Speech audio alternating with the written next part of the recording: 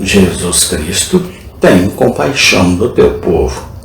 Parte 06, dia 26 de agosto de 2025. Um pensamento me parece que devo colocar aqui. Ele sabia que deveríamos ser muito esquecidos, e ele se compadeceu de nosso esquecimento quando ele instituiu a bendita ceia. E podemos nos sentar ao redor da mesa e quebrar o pão e derramar o vinho em memória dele.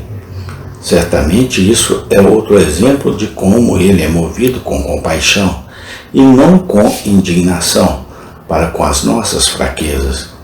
E agora, deixe-me fechar com 4. Recordações pessoais da compaixão de Cristo.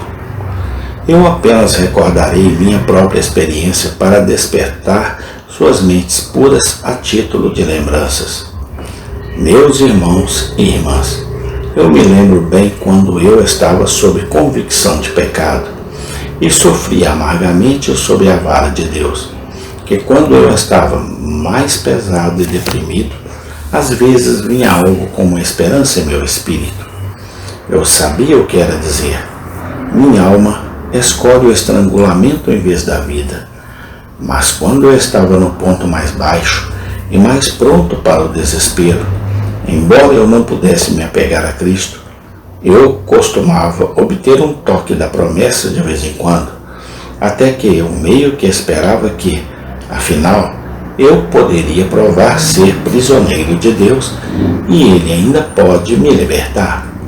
Eu lembro bem quando meus pecados me cercaram como abelhas e eu pensei: tudo acabou comigo e devo ser destruído por eles. Foi naquele momento em que Jesus se revelou a mim. Se ele tivesse esperado um pouco mais, eu haveria morrido de desespero. Mas esse não era o desejo dele. Nas asas rápidas do amor, ele veio e manifestou seu querido ferido ao meu coração. Eu olhei para ele e fui iluminado, e minha paz fluiu como rio. Eu me regozijei nele. Sim, ele foi movido pela compaixão. Ele não deixaria as dores da convicção ser muito severa, nem ele permitiria que eles fossem prolongados. Anseio que o espírito do homem fale diante dele. Não é seu costume quebrar uma folha que é impulsionada pela tempestade.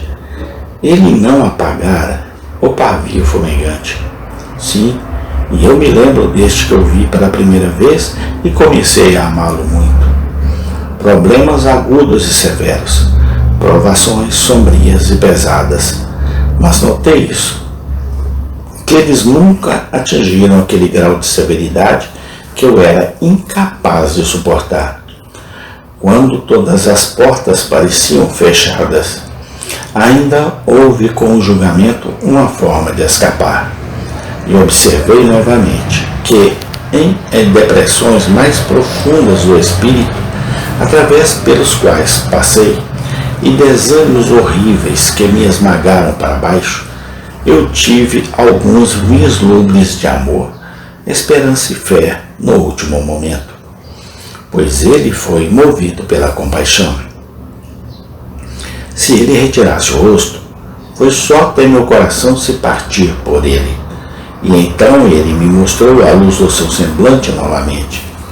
Se ele colocou a vara sobre mim, mas quando minha alma chorou sob seu castigo, ele não pôde suportá-lo. Mas ele colocou de volta a vara, e ele disse: meu filho, eu te consolarei. Oh, os confortos que ele dá em uma cama do doente. Oh, as consolações de Cristo. Quando você está muito baixo, se houver qualquer coisa delicada ao gosto na palavra de Deus, você consegue então. Se houver quaisquer entranhas de misericórdia, você os ouve soando para você então. Quando você é na mais triste situação, Cristo vem em seu auxílio com a mais doce manifestações, pois ele é movido pela compaixão. Com que frequência eu notei e conto isso para o seu louvor, pois, embora mostre minha fraqueza, prova sua compaixão, que às vezes, depois de pregar o Evangelho, tenho estado tão cheio de autocensura que mal consigo dormir durante a noite, porque não havia pregado como desejava. Eu me sentei e chorei durante alguns sermões, como se soubesse que havia errado o alvo e perdido a oportunidade. Não uma, nem duas vezes, mas muitas vezes isso aconteceu. Que dentro de alguns dias alguém veio me dizer que encontrou o Senhor através daquele mesmo sermão, cuja falha eu havia deplorado. Glória seja para Jesus. Foi sua gentileza que fez isso. Ele não queria que seu servo estivesse muito abatido com uma sensação de enfermidade, e assim ele teve compaixão dele e o confortou. Vocês não notaram, alguns de vocês, que depois de fazer o seu melhor para servir ao Senhor, quando alguém zombou de você, ou você se deparou com uma rejeição que o deixou meio inclinado a dar trabalho, um sucesso inesperado foi dado a você, para que você tenha o Jonas e fuja para Tarsis. Mas manteve o seu trabalho. Quantas vezes na sua vida, se você pudesse ler tudo, você teria que parar e escrever nas entrelinhas: ele foi movido de compaixão. Muitas e muitas vezes, quando nenhuma outra compaixão poderia ajudar, quando todas as simpatias de amigos seriam inúteis, ele foi movido com compaixão para conosco. Nos disse: tem de bom ânimo. Baniu nossos medos com a magia de sua voz e encheu nossas almas até transbordar com gratidão.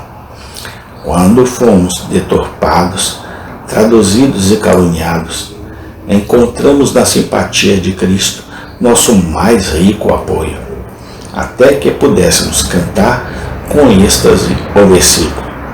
Não posso deixar de citá-lo agora, embora eu tenha frequentemente citado antes. Amém. Tem continuação. Obrigado, Senhor Jesus Cristo. Sem o Senhor eu não viveria. Amém e amém.